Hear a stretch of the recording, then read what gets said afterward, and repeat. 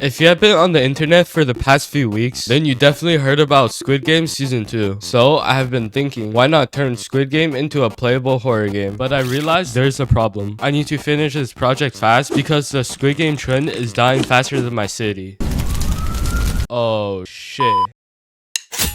So first, I got started by creating a new project. I then created another place inside the project. One of the places will be used as a menu screen, and the other one will be used as a main game. I then transferred the movement controller I used from the last video to my new project. I mean, it looks pretty good. It surely won't cause any problem in the future. Right, guys? Haha. Why does it not work? I also wanted to add a cutscene to my game. So I looked up some tutorial online. How to make a cutscene in Mood Animator. I wonder how much Mood Animator is gonna cost. $30! Okay, what now? I then plugged the animation in with a script and also synced two events to the animation. One will be responsible for opening the door, and the other will be responsible for opening the light.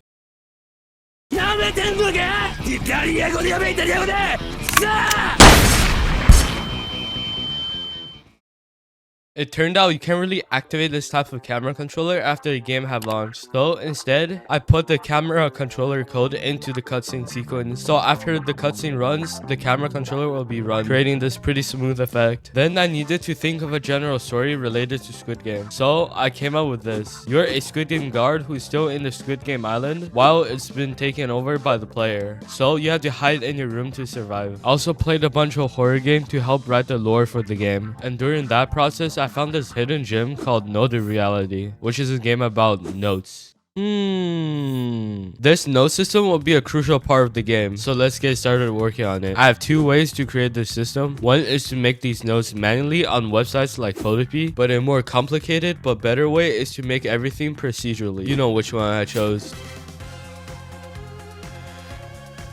So first, I found an old paper texture online and created an UI for it, and used a for loop and a counter to display different messages every time. After that, I used the shape tool in Photopea to create some shadows. This is going to be used once I start working on the room.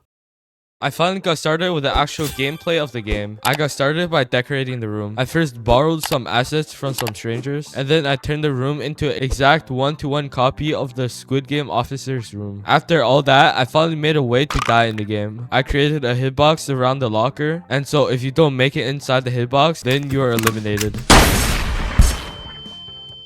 Oh yeah, speaking of the footsteps, there's not really anyone outside, it's just the sound effects I made in DaVinci.